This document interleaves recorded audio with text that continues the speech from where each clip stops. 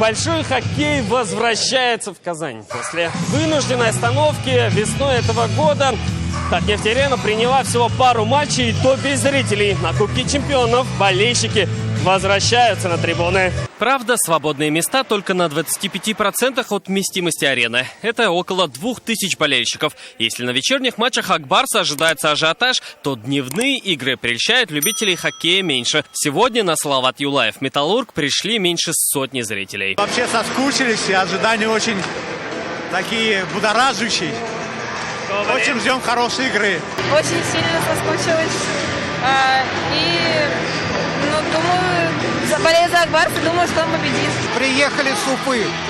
Ну, надеемся, будем болеть за дружбу. Первый матч и сразу феерия голов. Уфимские хоккеисты отыгрались с 4-1, но Металлург вырвал победу в последние минуты со счетом 5-4. И первые 2 очка на турнире в копилке Магнитогорска.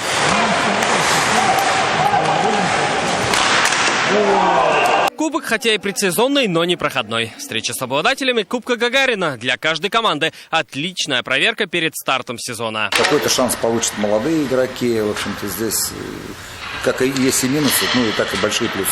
Все игры Кубка чемпионов Танека транслируются на нашем телеканале. Матчи нас ждут еще завтра в 13 и 19:00. Плюс в выходные в полдень и в 17:00. Салават Мухаммадуллин, Ильшат Мухаметов, ТНВ. Казань. Все новости дня в выпуске программы «Новости Татарстана» на YouTube-канале ТНВ. Подписывайтесь.